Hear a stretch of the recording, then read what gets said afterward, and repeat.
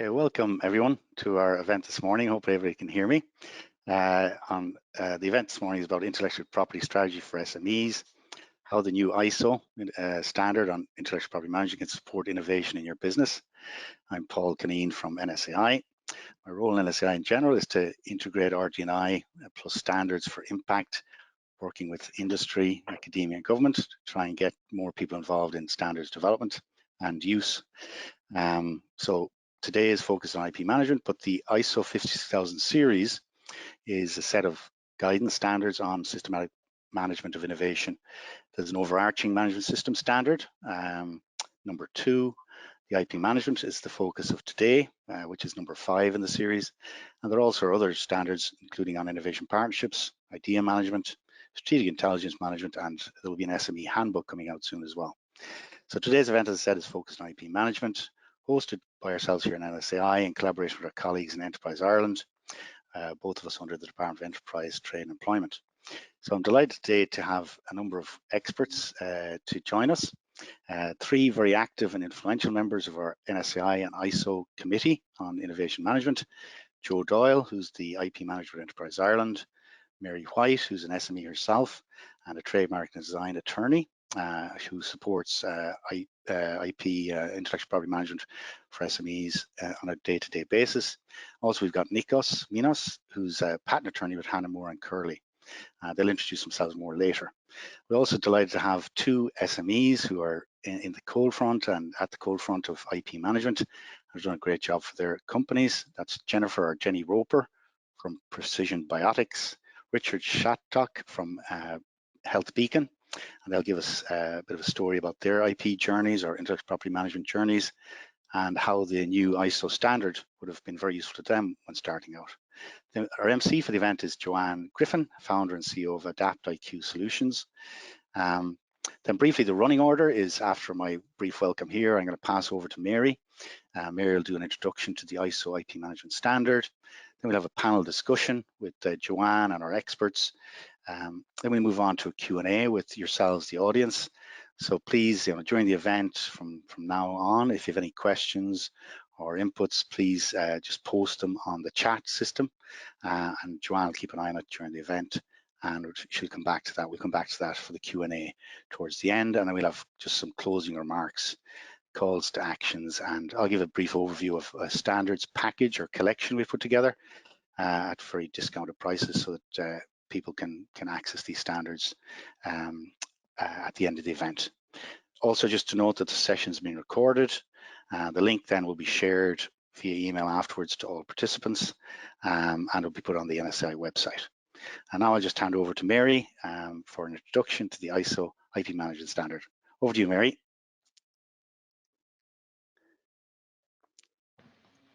Thanks very much, Paul. I appreciate very much your kind introduction there. Hopefully everybody can now see and hear me correctly.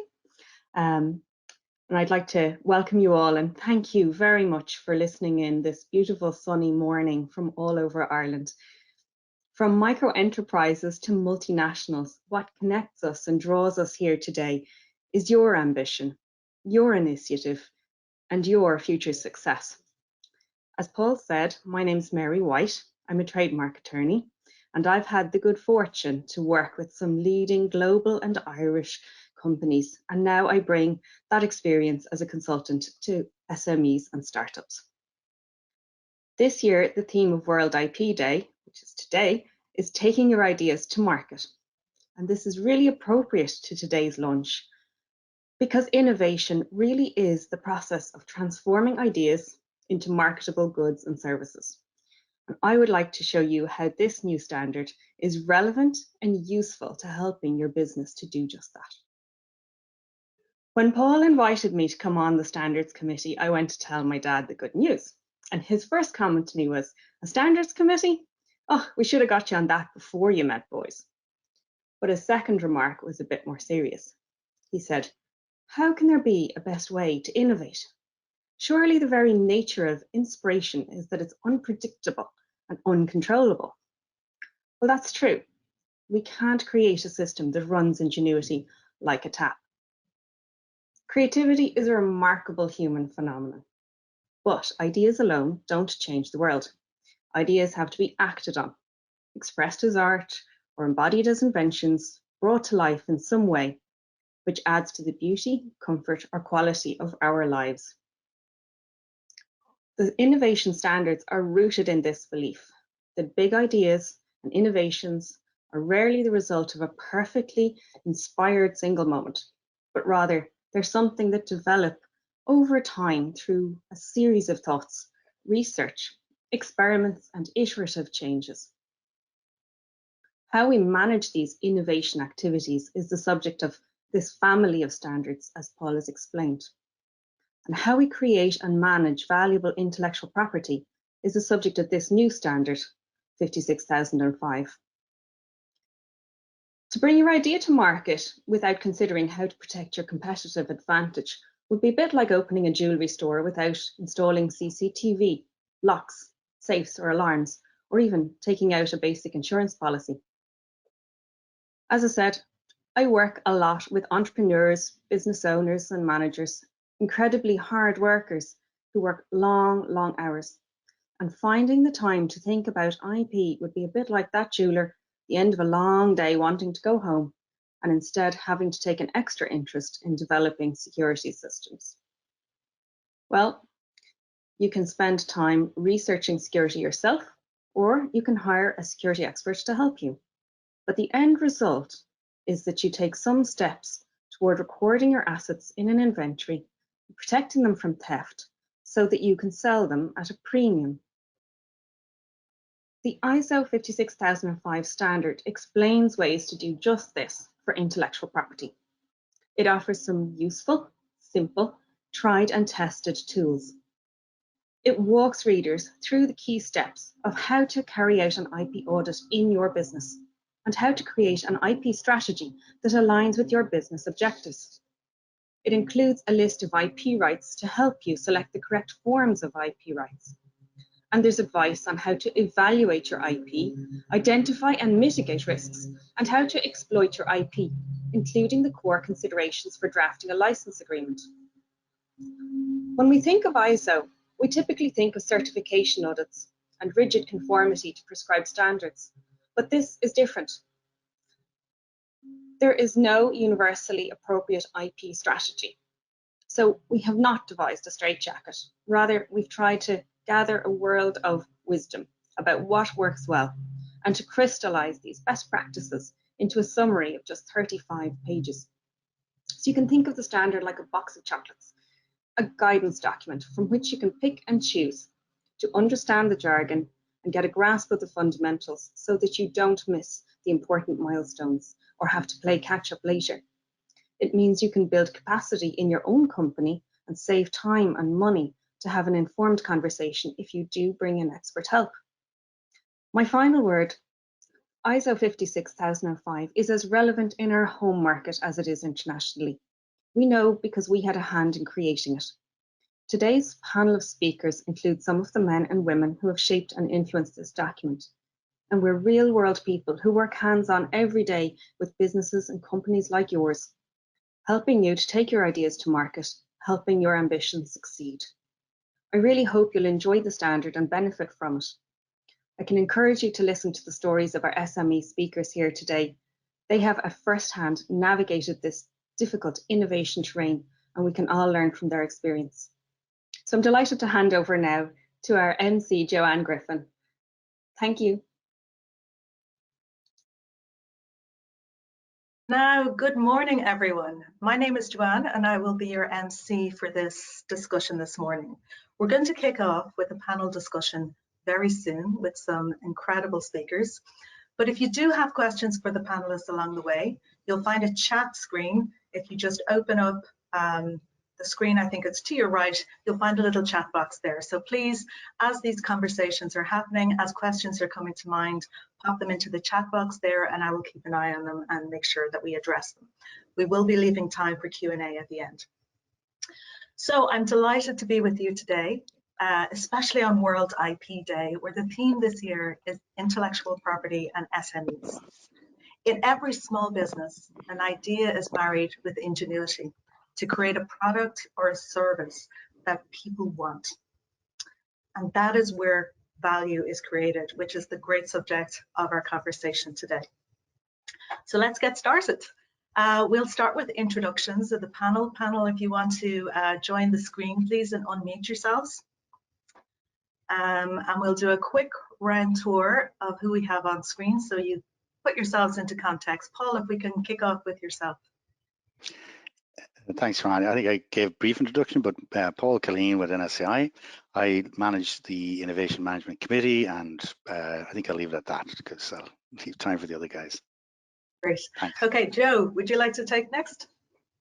Good morning, everyone, and happy World IP Day. I'm Joe Doyle, IP Manager with Enterprise Ireland, and my job is to work with SMEs around developing IP strategy, and I was one of the contributors to this standard. So Fantastic. Thanks, Jim. Nikos, we'll go to you next. Good morning, everyone. I'm Nikos Minas. I am a European patent attorney and an IP strategy advisor at Hannah Moore & Carley. I work closely with the companies to protect their innovation output and develop their IP strategy. I contribute as well to the technical committee for the standard. And my hope is that the companies will use the ideas and different processes to develop their own path to IP strategy. Thank you. Fantastic. Thanks, Nikos. Mary, would you like to reintroduce yourself? Thanks, Joanne. Yes, and again, happy World IP Day to all the listeners out there. I appreciate you giving up your time on such a sunny morning. My name is Mary White, and as Joanne has introduced me, I'm a trademark attorney. I work for a company called Evaquent, and I look after mostly small and medium-sized enterprises, and I help them with developing IP strategy, with filing trademarks and designs.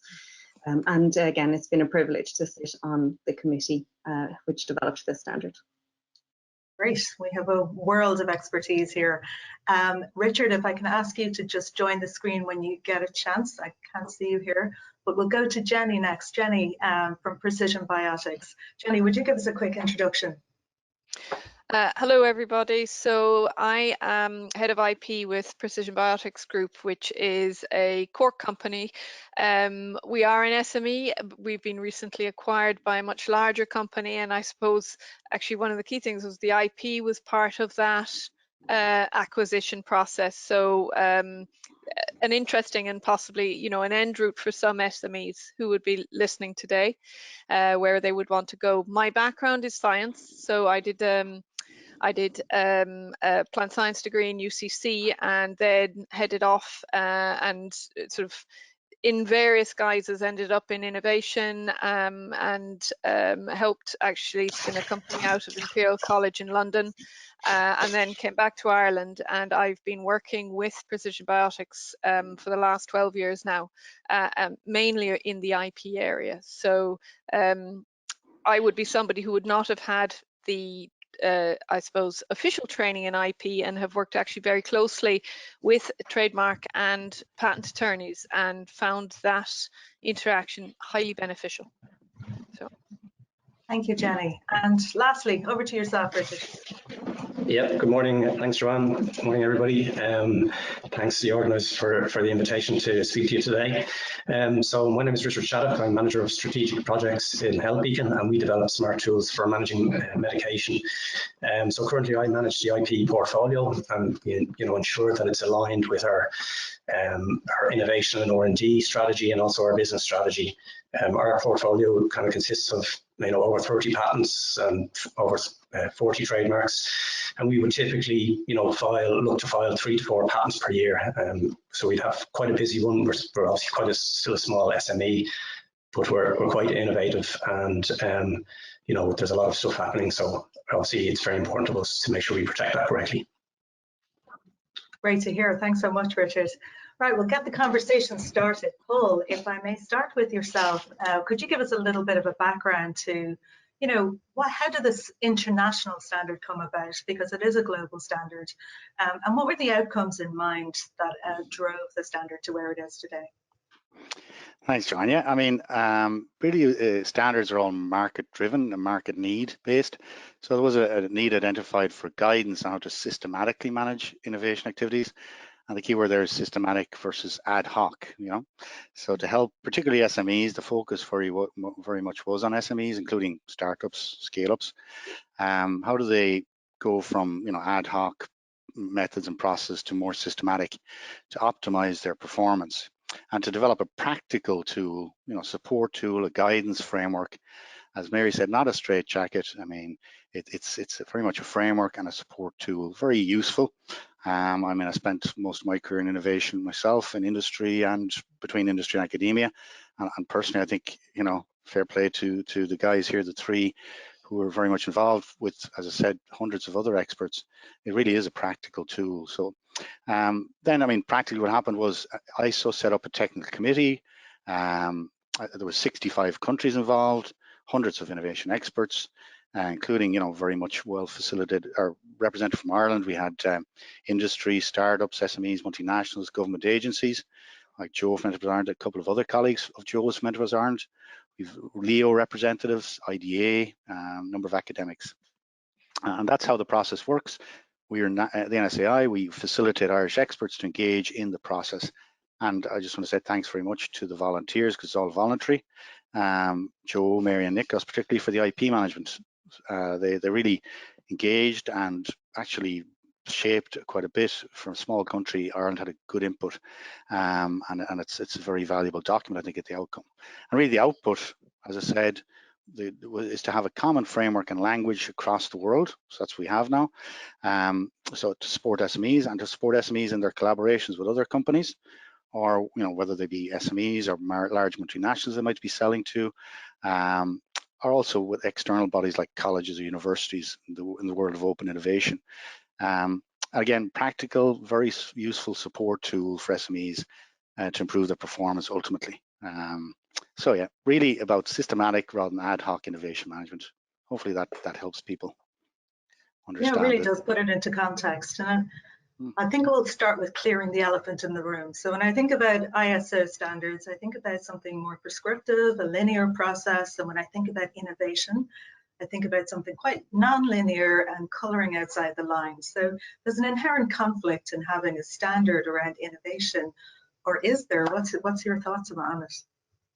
Yeah, I mean, some people might think that, but very much standards are a platform for innovation, and a lot of countries like China, Korea, etc., Japan understand that these standards are actually the best-selling standards in Japan for the last number of months.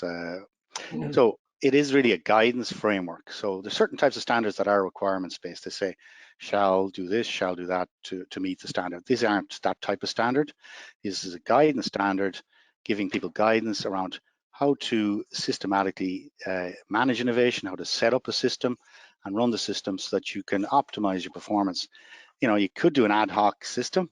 You might get some innovation performance, but to be honest, people would agree really that having a systematic approach will help you be more consistent. It's not a straitjacket, it's a framework. Best practice really guide for how to manage your innovation and the IP that comes from that innovation. So it's really about improved performance, improved speed, because you can get it right first time versus expensive mistakes, either leaking your IP or getting cease and desist letters from big players when you get big yourself, and really to capture the value, because it's a system to help you capture that value and protect that value that you're generating, as Mary kind of well outlined in her introduction. Again, it was developed very much with SMEs in mind. Obviously, it's for any type of organization, but the SMEs were center in people's mind developing it. And it's really about distilled knowledge from those experts I mentioned, 65 countries, hundreds of experts. Also, just the OECD did an analysis of Ireland there the last 18 months. They put out a report, and they've put a strong emphasis on standards as a best practice guidance framework and platform for SMEs in general. And they also mentioned particularly the ISO 56000 series. And so now it's not just NSAI, but it's our colleagues in Enterprise Ireland, IDA, the Leos.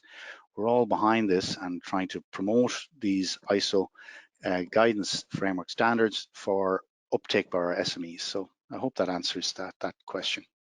Yeah, it really does. It gives me an idea that you're accessing the best of the global expertise distilled into one particular document. And so let's go a little bit into maybe demystifying intellectual property, if I can lean on Nikos and Mary on this conversation. So if I'm an SME leader and I'm thinking about patents and trademarks, and when is the right time to engage in this process? When does an idea become intellectual property? I can go ahead, yes. So that's a very good question, and this is what the companies indeed need to consider. So when an idea becomes into intellectual property, what we find is the best way actually is for the idea to have been reduced down to practice, to have something tangible in front of you, to know where you want to go next, and also to have built a viable business plan, to know how you're going to take it to the market. It's only then, I think, that it's true to form that now it becomes intellectual property, something valuable, something that you want to keep. And this is the right moment to engage with an expert to identify what kind of an IP right will be the best to protect my innovative idea. Or can I apply for more than one protection? Can I have, for example, a patent, a trademark, a design right? What we're trying, for me, for example, working in IP strategy, it's crucial to see your product, understand what it is, how you're going to commercialize it, and then try to build around it an IP strategy that is inclusive of not only one IP right, but of a diverse number of IP rights. So if something falls, another one will stay.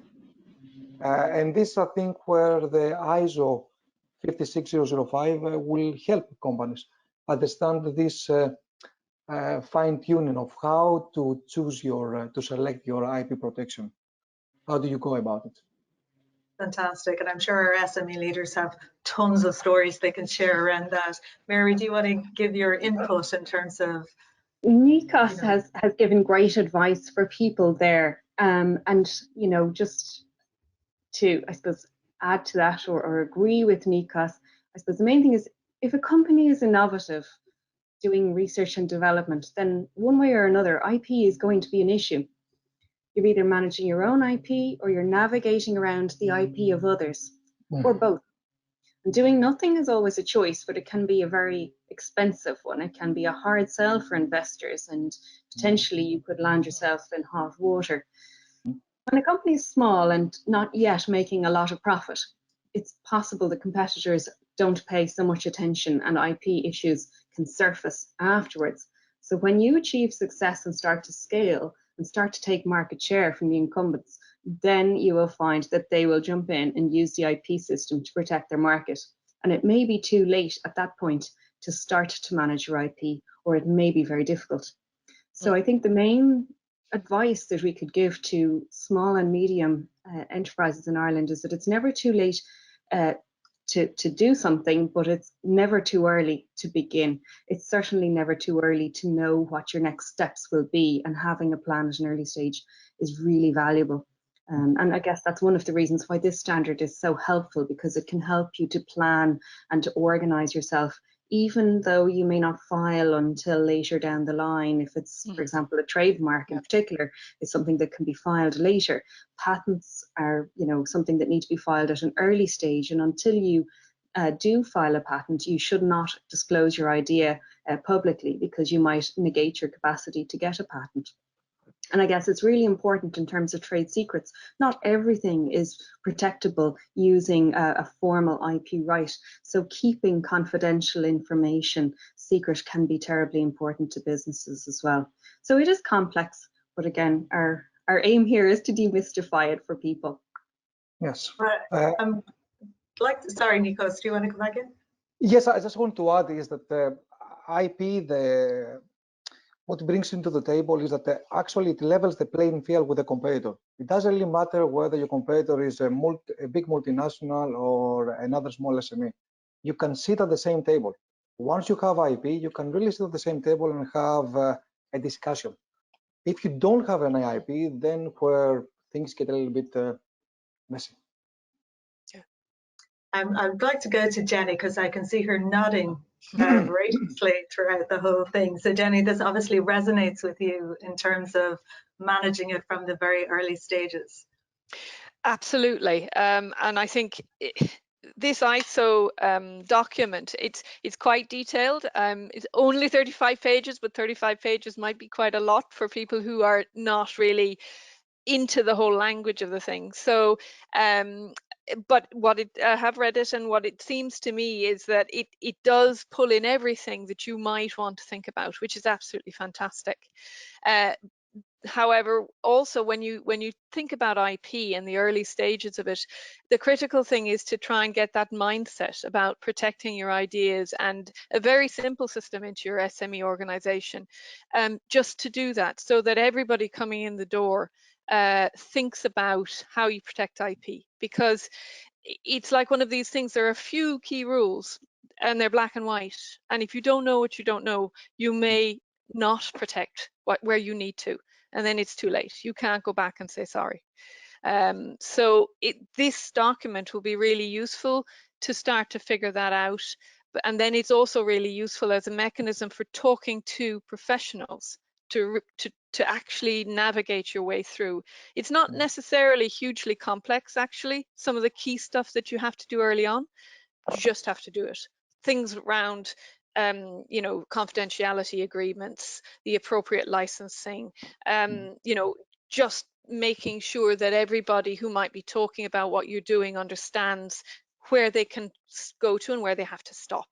All of those things. And that was borne out in our business, because, you know, the IP we have now is quite old. In fact, the critical IP actually, in terms of the patent, it came to the end of its 20-year life in January of 2020. So we worked through the entire, I suppose, arc of that. And we went from patents to trademarks as being the next stage in our IP journey, and also a really important one. I mean, you know, something I didn't know at the time, because as I said, I'm a scientist and I was coming from, and I knew then a lot about patents and I didn't know about trademarks. And, you know, it was my trademark attorney said, right, you haven't actually put it out in the market, have you? You haven't put the box on the shelf yet, because that's that's publishing it, you know, that's taking it somewhere. So there are lots of things that are critical in this, but I suppose from an SME's perspective, it can be, once you do the simple things well around the protection, you can work with others to make sure everything else happens. Great advice, actually. And looking back at over the last 20 years, you've obviously put a lot of work into the early stage. And Joe, I just want to bring you in here. When you think about the effort involved at the early stages for an SME, in terms of, you know, protecting themselves at such an early stage, at the almost like a gamble that it might be worth something in the future. What is the real value that you would say to SMEs? You know, what's in it for me at this stage when there's so many competing priorities for my time? What makes this important?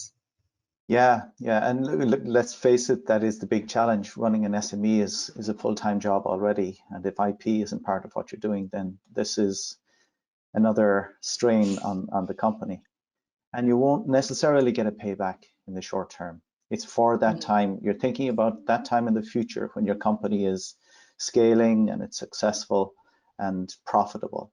And so what you have to do today is to try to protect that for the future. And that can be a hard sell sometimes with companies, and it's really you really only learn the value of that at the time when you have that level of success. So yeah, it's a challenge. It's absolutely a challenge for SMEs. And I think that what the standard does is gives companies it compartmentalizes the problem, if you like. It's not a document that you have to read from page 1 to page 35. You can dip in and out of it. And so if a company can assess where they're at, say it's talking to an investor, and you need to say, okay, when I meet this investor, I'm going to have to tell them about how I manage the IP.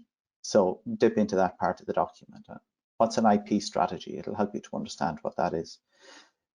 You know, whatever the issues are. So there's no doubt about it that it is a big challenge for SMEs and for startups to do this. And we're all saying that you need to do it as early as possible. And that if you start to do it early, it's going to pay dividends down the road. The standard is there as an aid to do that. In Enterprise Ireland, we're also here to help you. We have an IP strategy offer, a grant offer now for R&D performing companies and so on. And the idea of all of that is to give companies some power to manage what they can do in-house themselves, and then bring in the experts as they need them, as they need them strategically, rather than bringing them in to fix problems. That'll probably happen too, but it's to minimize that. It's to take as much control into the company as possible, because there is a lot that you can do in-house in the company to make this whole IP thing more, I suppose, streamlined and seamless and ultimately systematic. And that's what the standard is about. Absolutely. And Richard, I'm just thinking about you with the benefit of hindsight, looking back on your journey. What has it been like for you guys in terms of establishing, what was the impetus for establishing some kind of framework around managing your intellectual property? And do you think you've done it in the right way, or do you have some learnings, in retrospect? Yeah, no, great question, Joanne. So obviously, look, we started back in, I think it was 2014. Our first patent was filed, a utility patent, and we filed some design patents, and then they were kind of forgotten about. 2-3 years passed, and then all of a sudden the communications from the patent offices started to kind of come in. Again, as Paul alluded to, a very ad hoc kind of system. There wasn't really any structure to it. It was like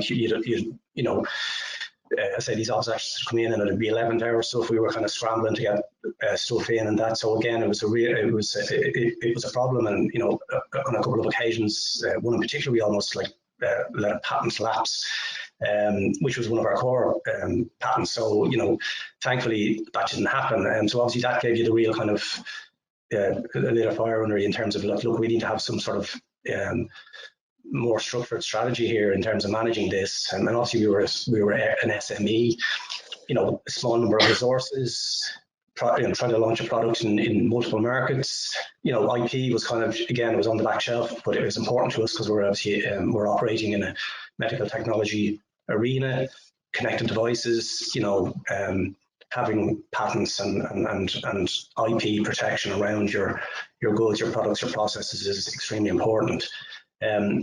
Obviously around at that time as well, I would have been speaking to Joe. I mean, as Joe mentioned there, they have a very good patent support grant, the IP Start and the IP Plus, and we got approval for the IP Plus grant, which was fantastic. But obviously once I had that, it was like, okay, where do we start? And obviously IP being very confidential, you don't want to go and find a mentor who's going to kind of mentor you on what you do with your IP, because again, you want to keep it close to your chest and not share that. A structure like that's been laid out in this ISO standard would have been hugely important and hugely valuable at the time to say, okay, well, where do we start? And again, as it's been alluded to, the kind of guidance that's given within the document would have been hugely valuable to us. Yeah, and I'm thinking about what you said there about, keeping your cards close to your chest, but knowing when to bring in the experts. So, Mary, if I can ask you, from your perspective, what can I do myself as an SME leader, and when should I call in the professionals? Well, I guess, I would agree with Joe that a lot can be done internally, but there are times when expertise is really important. The aim of the standard actually is really to outline some of what you can do yourself and where maybe you might recognize that you need external expertise.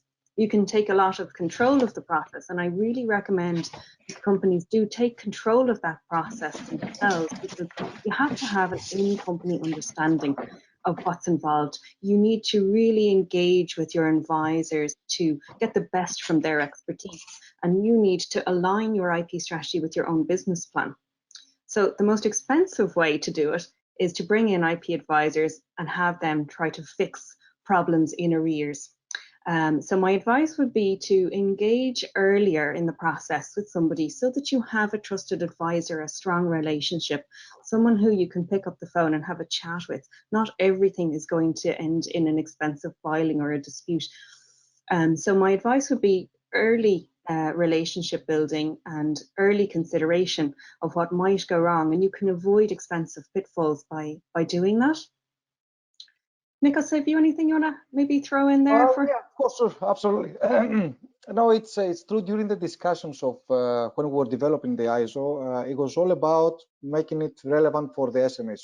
Give them tools that they can really use straight out of the box, and they can implement their own IP processes. Now,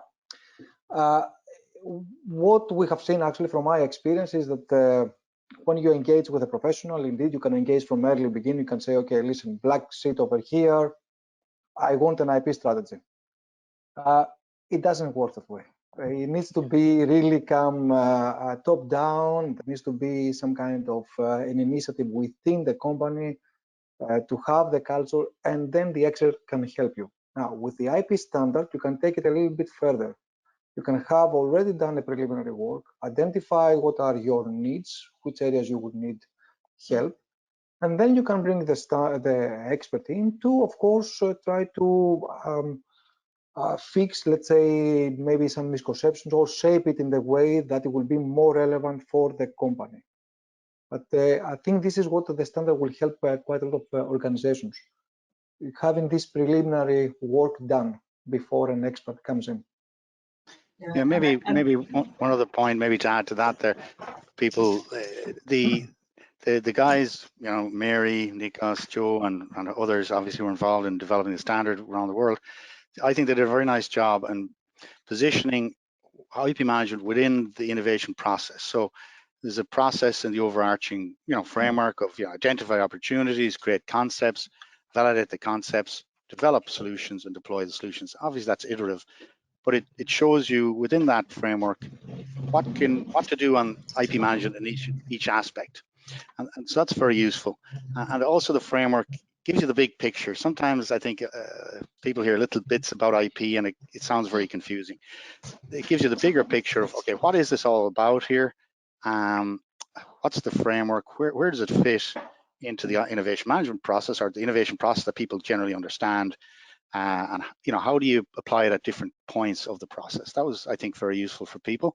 So fair play to the guys and others who developed it. They also then did a very good job, I think, on the annexes. There's a number of annexes then where you can go into more detail. So as Jenny said, it's 35 pages, but there's about 16 pages of the actual document, and then the rest is annexes. So if you want to dive a bit more into certain topics, it gives you nice checklists and simple tools to use for, like, value, if you're valuing your IP, if you're trying to, you know, a high level overview of different techniques for valuation, if you're talking to an investor or whatever, and other very practical tools, like how do you capture it, how do you do an invention disclosure form, you know, simple tools for people who don't know much about IP, but gives them the whole picture. Very useful tools within it, without having to spend hours and hours reading lots of different documents. It's I think very practical. As an engineer who looked after IP in certain companies over my years, I think it will be very useful. So, but anyway. And I think another thing that's becoming very, sorry, Jenny, just to jump in there, it's becoming very obvious, I think, around the screen that, you know, these SMEs are not taking in attorneys or, you know, intellectual property lawyers in-house. This is very much kind of, you know, organically acquiring the skills as much as you can along your journey. And both of you have, you know, background in something very different to standards management or process or even kind of innovation management. And I think that's quite a fascinating aspect of the journey too. So Jenny, over to you. You were going to... Yeah, no, I was actually just going to agree with Paul that it's, you know, had I had that starting out, it would have been fantastic, because my learning process as a scientist was utterly iterative. You know, and it was all about finding out how to speak to people and what language to use, and figuring out what I didn't know, which is, with IP, is always the dangerous thing. It's the thing that you don't know, that you're meant to be doing. and you don't know it. So this international standard is a great start, really great start to doing that and to allowing people to talk about it. I think one other thing is that, you know, often I suppose it's the people, say at the top, who the inventors, the people, the entrepreneurs who are running the SME, will often be very involved in IP. But it's also incredibly useful to get the culture of it through the entire organization, and maybe you know, use of some of these parts of the standard will be helpful there too, because in reality what you want to do is you want everybody to be at some level thinking about IP within your SME organization. Everybody. Yeah, that's a really good point. And I did read a part of the standard that says, you know, even when you're onboarding new hires, it's really important to kind of instill that culture of innovation and also protection of the intellectual property at that stage. Looking back over your journey, for either Jenny or Richard, was there any point when you realized that, you know, as an early employee in a lot of these ventures, you get the importance of intellectual property, but then that might not be distilled into other hires as the company continues to grow? Yeah, absolutely, Joanne. I think maybe just coming back to your point earlier about the, you know, having this in-house resource who's kind of maybe dedicated to IP management is very important. But as Nikos and Mary say, you know, having the experts there is also extremely important, and to engage with them at the right time and to build that relationship as you kind of maybe use elements of the standard here to build out your IP, you know, to manage your IP. But then, as Nikos mentioned, you know, you have this framework, you have structure there, you know, you've kind of maybe itemized out your IP, and, you know, obviously, you know, traditionally we think of trademarks, patents as IP, but of course there's so many other things. There's, you know, contracts, NDAs, you know, as you mentioned there, in terms of even employment contracts coming in, and you know, educating the staff that, like, look, and this is very important. You know, we're a medical technology company here. There's IP everywhere, and again, as an SME starts to grow, and, you know, the people start to grow in it, you know, having that awareness, and again, the document is very good at, there's a section on awareness and making sure that that's communicated across, you know, the organization effectively, and, you know, just providing that information, but also being able to then, you know, manage the IP, list all the IP, and then decide what's important and your focus. I think that's key. Yeah, and then I'm just thinking, as you're mentioning that, Jenny, you have, after such a long journey, crystallized the value of that IP only recently with an $80 million acquisition. So congratulations. Did you ever think that it would get this far? Did you, you know, in terms of, was that the Holy Grail or the outcome that you were seeking? Well, we certainly wanted to crystallize it, and also use the IP to get a much larger investment to grow, either via IPO or acquisition. And in the end of the day, it ended up being an acquisition. So, you know, and now we're on a slightly different journey. So we're still managing those products, but now the scale is going to just increase exponentially in terms of our global rollout, which is very exciting, because, you know, they're still products that came from Ireland, really developed here, and I think we'll be seeing them all over the world, which is great. So yeah, I mean, for somebody like me, of course, that crystallization is a nice moment, because IP is relatively intangible, and you do spend a lot of your time saying, okay, well, we need to spend this load of money because it's expensive, particularly in an SME context, you know, and there will be value. So, and there, you know, it doesn't always happen, but there is huge value in your IP, either patents or trademarks, or all the attendant stuff as well, copyright, and, you know, building your brand. It's all linked. Yeah, and it's great to see so much hard work, which is relatively unseen. It's like that iceberg graphic where this is all the hard work that happens under the ocean layer, and then, you know, the acquisition is what everybody sees. I think, Joe, from your perspective in Enterprise Ireland, I'm sure you've seen you know, lots of these kind of success stories, and maybe some areas too where people probably haven't protected themselves as much as they would. What's your perspective in terms of generating that kind of value? Yeah, if anyone has ever seen me give a presentation on IP, you'll have seen the iceberg. So yeah, it's very much about bringing as much of that stuff above the waterline. Unfortunately, your IP doesn't really appear in your balance sheet. It's very hard to give a valuation that you can stand over, you know, that will match what the expectations of the person that you're talking to in terms of an evaluation is. But the reality is that if you don't know what your IP is, and you haven't made efforts to protect it or to codify whatever it is that you have in one form or another, then it's very hard to talk about it, regardless of what the value is. So yeah, I come across a lot of situations where companies have maybe let the cat out of the bag, maybe a little bit early, and there's a bit of a flurry of activity trying to put the toothpaste back into the tube.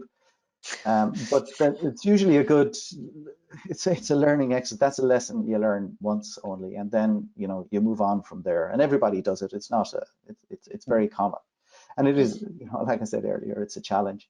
And I think, you know, with this standard, it's not perfect. Like we're extolling the virtues here. It's not perfect, but it's a very good starting point. And I suppose in that regard, if anybody does use it, I'd always be welcome to or welcome any sort of feedback or any suggestions for improvement. That's a conversation for another day, maybe. But also in terms of, you know, what problem does this solve for you? Like, it kind of depends on who I'm talking to there. If it's an R&D engineer, they might say, yeah, I need some guidance on how I'm going to manage the R&D I'm doing. But if it's a CFO, you've got a totally different problem. The CFO of the organization is trying to deploy the resources of the company as efficiently as possible, and you have this messy stuff called innovation and research and development, and it's inherently risky. How do you manage that stuff, and how do you manage creativity? So what this is about, it's not a standard for creativity, it's not a standard for innovation. It's a guidance presented in a standardized format for those managers to try to put some appropriate constraints around those activities. And the reality is that creativity thrives under constraints. It sounds counterintuitive, but you have to have some sort of constraints that actually fuel the innovation rather than inhibit it. And that's a tricky balance for a management team to achieve. But it's absolutely what we had in mind in drafting this standard, to try and make it as well based on best practice as possible, but at the same time flexibly applicable. So, and as a finance person myself, I totally understand that conflict that you have in terms of proving return on investment for something that doesn't appear to have any return. But thankfully, I don't use the term very lightly when I say I'm a creative accountant. So I like to color outside the lines. It's not such a bad word after all. Looking towards recently in the news, we had Aldi and Marks and Spencer's argue over Colin the Caterpillar in terms of a cake. Beautiful cake, if anybody has seen them, great for children's birthdays, pre-made, you can pick one off the shelf. And so if I can engage the attorneys here in terms of what happens when there's IP wars, what kind of things do you see, good things and maybe blind spots that SMEs might have? Okay, well, Mary, you go first. Yeah. You go. No, well, in terms of, yeah, no, I think both patents and trademarks, you know, it's terribly important that you can prove ownership of your IP, and it's terribly important that you can demonstrate what ownership exactly you have, because you need only walk down the aisles of some of our supermarkets to see how close brands can come to each other in terms of look and feel, and yet you know, maybe they manage to skirt around you know, actual infringement. So that's why I suppose it is terribly important to think carefully about what exactly you want to protect, especially when you're on a budget. You know, and especially when you can't just file hundreds of trademarks in order to protect every aspect of what you do, or, you know, multiple design registrations. So I guess thankfully there are lots of supports for business to help them, you know, to get a foundation level of protection in place. UIPO are doing fantastic grants at the moment for trademarks and designs.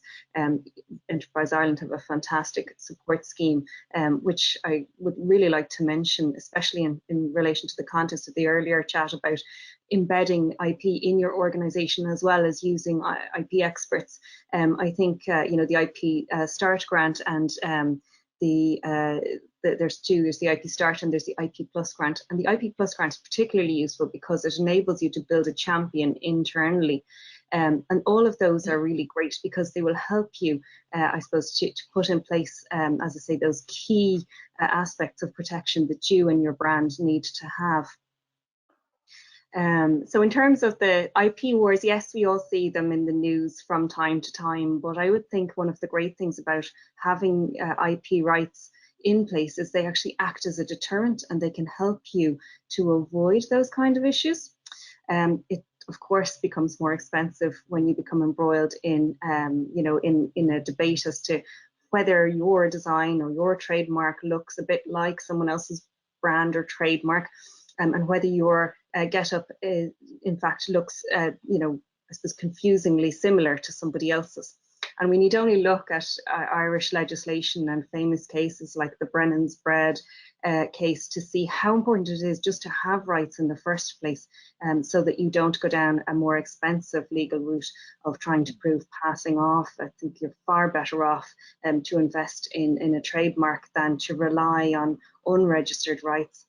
The cost, of course, of trademarks is nothing compared to the cost of patents. Nikos, you might talk to us a little about the patent side of it. Absolutely, yes, because this morning on Irish time, they were talking about the war between Samsung and Solas IP, which is an Irish-based non-practicing entity. And actually what you see there is the IP, how IP can be monetized. So you have, for example, the first one is to protect your own and deter competitors coming in. But then once competitors coming into your own territory, then of course you can use your IP assets aggressively. Marks Spencer's, they were lucky enough to have IP to go after Aldi because apparently the Caterpillar is very popular. The same thing with the Solas IP. There it was a little bit of a different situation because Solas IP bought a portfolio of patents and actively went after Samsung. So now they're trying to settle a $65 million lawsuit. But you can see actually the IP, that's where IP brings value. It's amazing, yeah. And really important, I think, for artists and anybody who's in that area of creativity as well, to also, you know, understand how to protect their own creations. We're coming up close to time. I think we've covered a lot of the Q&A. If anybody does have any last trailing questions, please pop them into the chat box. Joe and Paul, if I can come back to you guys in terms of, if I'm an SME leader, where can I get started with managing my intellectual property or even innovation management in general, and what supports are there available to me? Maybe I'll jump in with that. Well, so look, at the first thing to do is just reach out. I'm happy to talk to anyone about what their situation, whether they're an Enterprise Ireland client or not, and hopefully try to direct people appropriately. Enterprise Ireland and other agencies, the local enterprise offices, the IDA, we're all here to get behind the plans of our client companies. So you know, if you want to start innovation, if you're already in it, and maybe IP is a new departure for you, you know, we can have that conversation. I'm not an IP attorney, I'm not a patent attorney or anything like that. So my job is to just have that conversation on a kind of a scoping out sort of a level, and hopefully give some useful guidance to help companies get a starting point. And sometimes that's the challenge, is to find a starting point. And we all need a common narrative. This standard, or a language at least, this standard is kind of helps us to build that into, so that we're having a consistent conversation with people. And actually the innovation management standards are now being built into how we engage with companies. It's built into our innovation strategy as well. So the thing is to reach out, and we will try to help you to get that foothold and understand maybe what some of the main problems that you need to address are in the immediate term. And then you need to bring in somebody like Mary or Nikos maybe to do that. And then we can support you. The grant scheme has been mentioned already. Yeah, thanks, Joe. And maybe just another point there. Fairness to, again, Enterprise Ireland and IDA, they came together and they did a very useful tool built on top of the ISO 56000 series. It's like a maturity assessment for SMEs, clients of EI, the LEOs, and hopefully in the future will be others beyond that as well.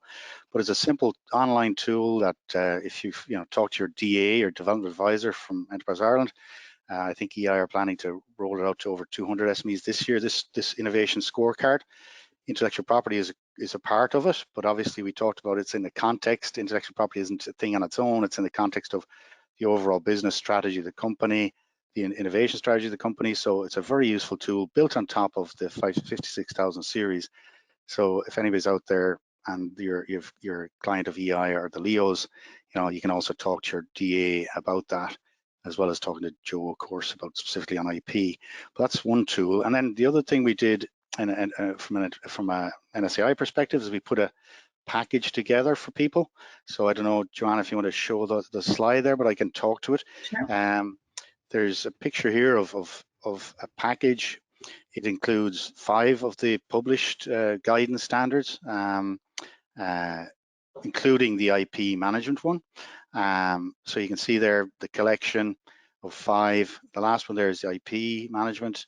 The other one you can see there is assessment, innovation partnership, the overarching innovation management system, overarching standard that references all these other ones, and then fundamentals vocabulary, including principles around innovation management and systematic innovation management, where the overarching principles to help guide you.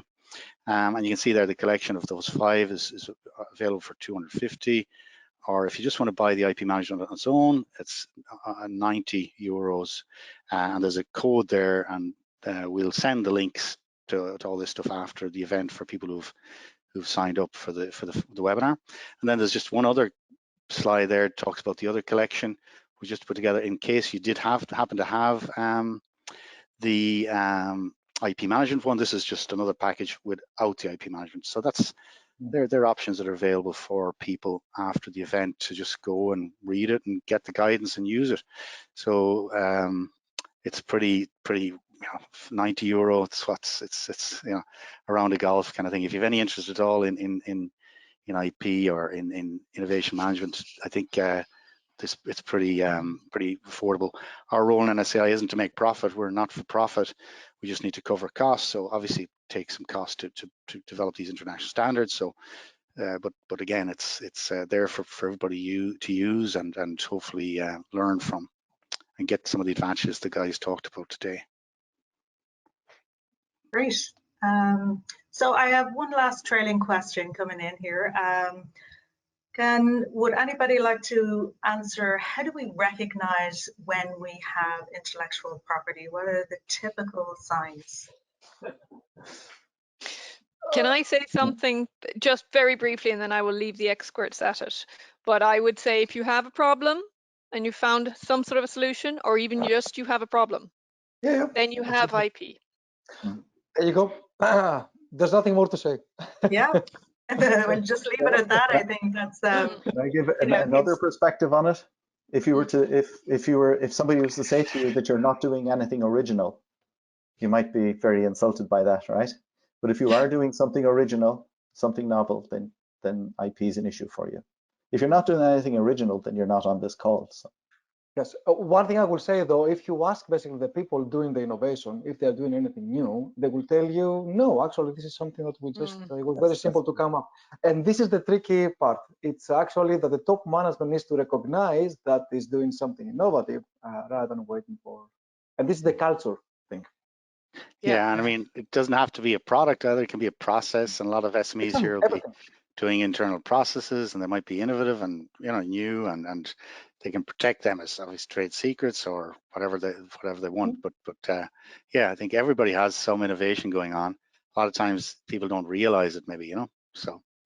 Yeah. Absolutely. And I think, even if you're not creating a new good or an innovative business model or service, the fact of the matter is you still differentiate your business from that of others in some way so that your clients know who you are and come to you. And that means you have a brand. And sometimes when no other form of IP will fit, you need to think about what is the value of that brand. And now, because we're getting together and collaborating more, and we have a great ecosystem in Ireland for businesses, especially for small businesses, to get together and cooperate and collaborate, your IP really is a very important consideration in that. So if you think you don't have it, it's all the more reason to think you need it. Fantastic.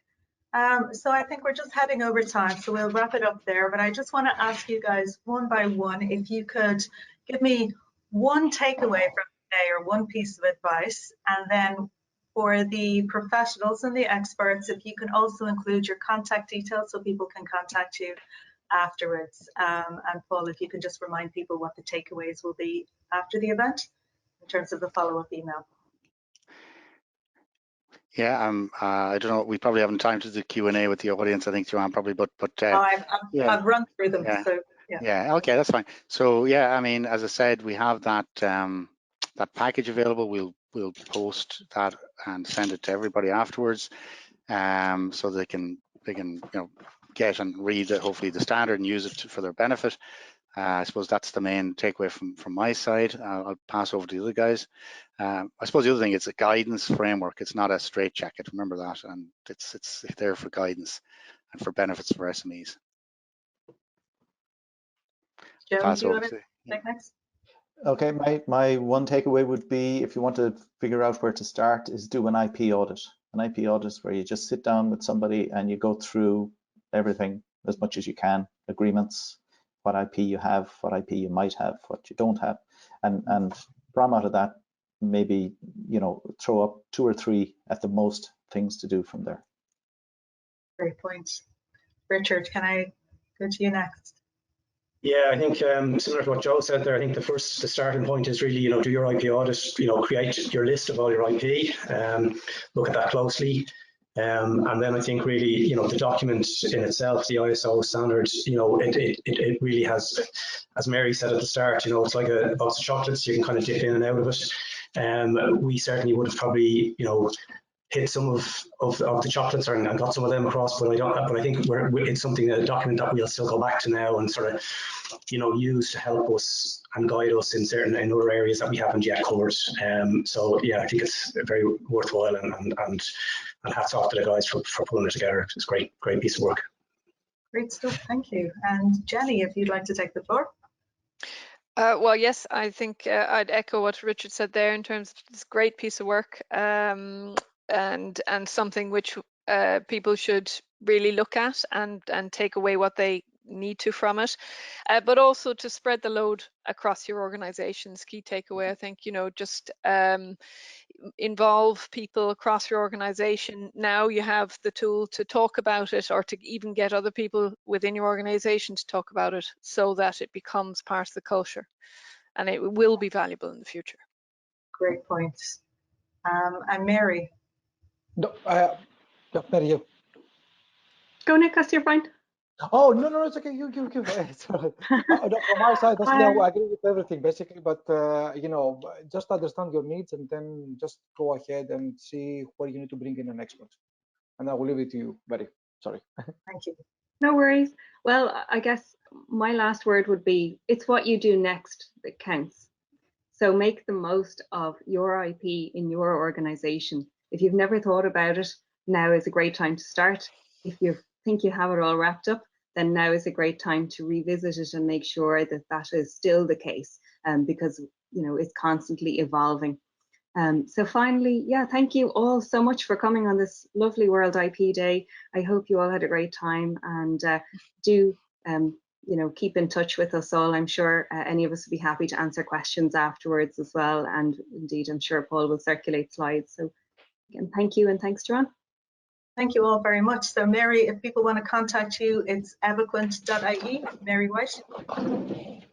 And Nikos, you can be contacted at Hannah Moore and Curley. HMC, yeah. Over to you, Paul, to wrap this up. Yeah, no, I just thanks everybody for coming. I hope you found it useful. Thanks particularly to our experts, our two SME colleagues, and Joe, Mary, and Nikos for putting the effort and time into, with their colleagues around the world to develop, I think, a very useful document for SMEs, very practical, and hopefully people go out and use it and benefit from it. Amazing. Thanks very much. Thank you very much, guys. We'll wrap it up there. Thank you so much. Have a great day ahead.